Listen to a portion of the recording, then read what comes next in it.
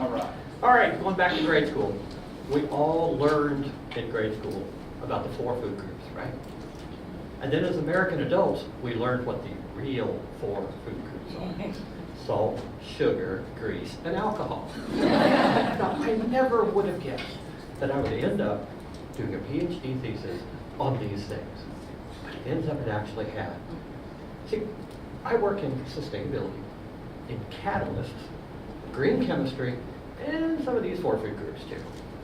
So sustainability means us being able to get what we need today without making tomorrow's people have to sacrifice what they need to be able to get it. Now, in that area, I work in energy, specifically liquid fuels, to try to find ways to get us away from petroleum and still meet our needs for the liquid fuels we need for transportation, in ships, in trains, and big trucks. Now, to make this, we make catalysts to be able to make this happen. Now, typically in biodiesel, which is what I'm working at right now, they take huge vats of fat or oil. They mix in some Drano, throw in some methanol, and they cook it up for hours and hours in order to turn it into this biodiesel. Now, a catalyst is a material that helps the chemical reaction go faster. So we make these catalysts by taking organic materials and turning them into carbon frameworks. Then we modify the surface of these frameworks in order to make the chemistry happen that we want to have happen. Now, for instance, I can take sugar, heat it up really hot in water, throw in some amino acids and some salts, take some fat or some grease and heat it up hot in water, put those together with some alcohol, and biodiesel comes out.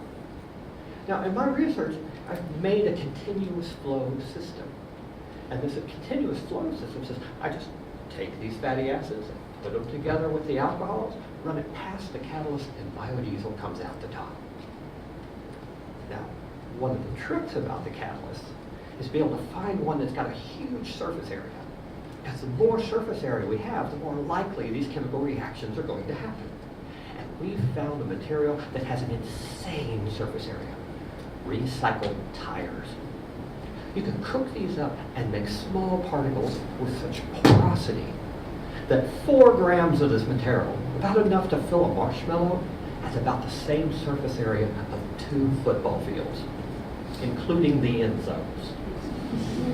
Now, if we take those materials, we can create the systems that allow us to continuously produce these biodiesels from fats and greases and oils and get us away from the petroleum. So yes, that technically means I could take salt and sugar, bacon grease and booze, and make stuff to fuel my car.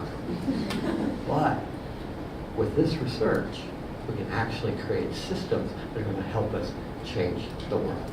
Thank you.